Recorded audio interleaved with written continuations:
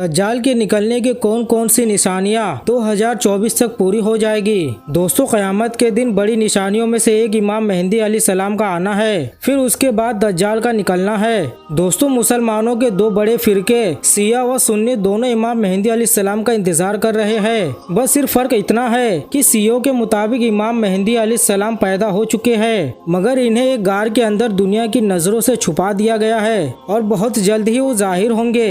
और जबकि दोस्तों, सुन्नी मुसलमानों के दावे के मुताबिक इमाम मेहदी अलैहिस्सलाम मदीना शरीफ में पैदा होकर जवान होंगे। उनका नाम मोहम्मद होगा, उनके वालिद का नाम अब्दुल्ला होगा और वालिदा का नाम आमीना होगा। दोस्तों, इमाम मेहदी अलैहिस्सलाम का जिक्र कुरान में तो नहीं मिलता, लेकिन हदीस की किताबों में इमाम मेहदी अलैहिस्सलाम का जिक्र बहुत ज्यादा मिलता है। दोस्तों, हुजूर सल्लल्लाहु अलैहि वसल्लम ने फरमाया कि क़यामत उस वक्त तक कायम नहीं होगी जब मेरे अहले बैत में से एक शख्स की हुकूमत पूरी दुनिया पर कायम ना हो जाए। दोस्तों, इमाम मेहदी अलैहिस्सलाम 40 साल की उम्र में सफेद कपड़े पहने लोगों के सामने पहली बार जाहिर होंगे और आपके पास निशानी के तौर पर हुजूर सल्लल्लाहु अलैहि वसल्लम का कुर्ता मुबारक और तलवार होगी। दोस्तों, हदीस के मुताबिक इमाम मेहदी अलैहिस्सलाम उस वक्त जाहिर होंगे जब मक्का के मुसलमानों के बीच एक बहुत बड़ा झगड़ा होने वाला होगा। दोस्तों, उसकी तफसील कुछ इस तरह है कि हज के दिनों एक सऊदी बादशाह अचानक कत्ल हो जाएगा तो उसको लेकर झगड़ा इतना बढ़ेगा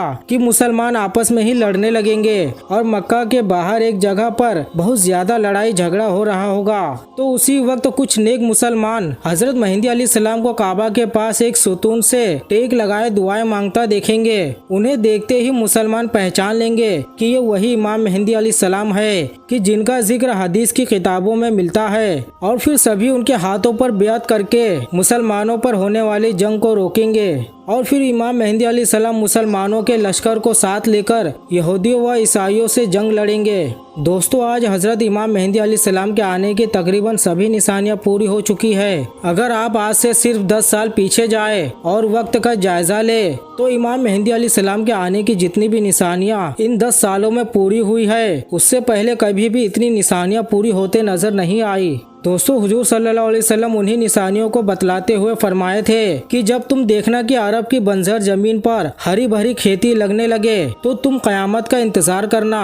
और दोस्तों, आज हम देख सकते हैं कि अरब की बंजर जमीन भी हरी भरी होने लगी है। यहाँ तक कि कुछ खबरों के मुताबिक अरब की जमीनों पर इतना गल्ला पैदा होता है कि उसे एक्सपोर्ट करके दूसरे मुल्कों में भी भेजा जाता है। इसी तरह दोस्तों, हुजूर सल्लल्लाहु अलैहि वसल्लम ने फरमाया था कि जब तुम देखना कि मक्का की ऊंची ऊंची इमारतें, मशहूर पहाड़ जबल अबू कबीस से भी ऊपर जाने लगे तो तुम क़यामत का इंतजार करना। और दोस्तों, आज हम देख सकते हैं कि मक्का की अक्सर इमारतें पहाड़ों से भी ऊपर जा रही है। यहाँ तक कि मक्का टावर तो उन पहाड़ों से भी कई गुना ज्यादा ऊपर है। इसी तरह हुजूर सल्लल्लाहु अलैहि वसल्लम ने फरमाया था कि जब तुम देखना कि अरब के पहाड़ों को चीर कर उनके अंदर से रास्ता बना दिया जाए तो फिर क़यामत का इंतजार करना।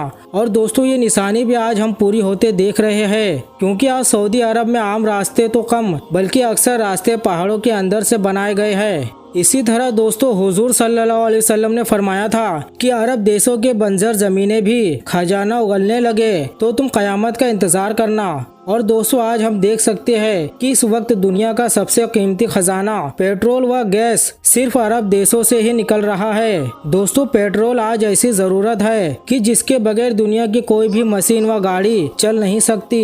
दोस्तों, आप अंदाजा लगाइए कि क़यामत और इमाम मेहदी के जाहिर होने की कितनी ही निशानियां पूरी हो चुकी है। यहाँ तक कि एक मशहूर आलिम पीर जुल्फिकार अहमद साहब ने एक बार काबे के पास कसम खाते हुए कहा कि इमाम मेहदी अलैहिस्सलाम का ज़ुहूर 2025 से पहले हो जाएगा। इसी तरह दोस्तों, हिंदुस्तान के बहुत मशहूर आलिम मौलाना सज्जाद नोमानी साहब के भी अक्सर इस तरह के बयान मौजूद है कि वो कहा करते हैं कि ऐ लोगों, 2023 के बाद अब वो वक्त दूर नहीं कि इमाम मेहदी आज आ जाए या कल। दोस्तों, फिलिस्तीन का शहर यरूशलेम का क़यामत के हालात से बहुत खास ताल्लुक है, क्योंकि ये एक ऐसा शहर है कि जो मुसलमान और ईसाई और यहूदियों के लिए बहुत अहमियत रखता है, क्योंकि ईसाई कहते हैं कि इसी जगह पर हमारे पैगंबर हजरत ईसा अलैहिस्सलाम की पैदाइश हुई थी, इसीलिए हम इस जगह को छोड़ने के लिए तैयार नहीं। और यहूदियों का कहना है कि इसी जगह पर हमारा काबा हैकल सुलेमानी 2000 साल पहले बना हुआ था,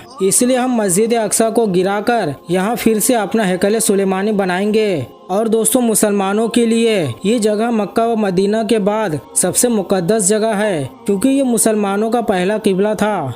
लेकिन दोस्तों हदीस के मुताबिक क़यामत से पहले इस जगह से फिलिस्तीनियों को बेदखल करके मस्जिद अक्सा को शहीद किया जाएगा और उसके बाद यहूदी लोग अपना हैकल सुलेमानी बनाएंगे, कि जिसकी वजह से मुसलमान और यहूदी कौमों के बीच तीसरी जंग अजीम की शुरुआत हो जाएगी, कि जिसकी क़यादत इमाम मेहदी अलैहिस्सलाम करेंगे। दोस्तों उस जंग के बारे में हुजूर सल्लल्लाहु अलैहि वसल्लम ने फरमाया था कि वो जंग ऐसी होगी कि जिसमें इतने ज्यादा लोग कत्ल होंगे कि अगर एक बाप के 100 लड़के भी होंगे तो उसमें से 99 को कत्ल कर दिया जाएगा और सिर्फ एक ही बचेंगे।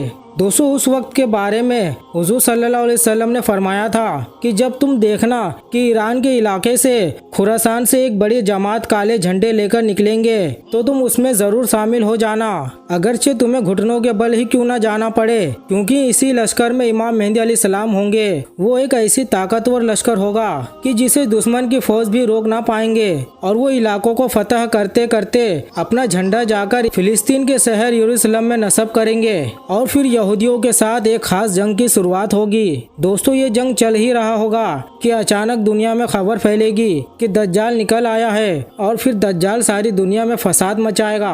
वो इमाम मेहदी अलैहिस्सलाम के लश्कर से जंग करेगा और मुसलमानों को हराता हुआ इतना पीछे कर देगा कि इमाम मेहदी अलैहिस्सलाम अपने लश्कर के साथ सिमट कर दिमश्क की जामा मस्जिद में आ जाएंगे। दज्जाल का लश्कर वहाँ भी पहुँचकर उस मस्जिद को चारों तरफ घेर लेगा।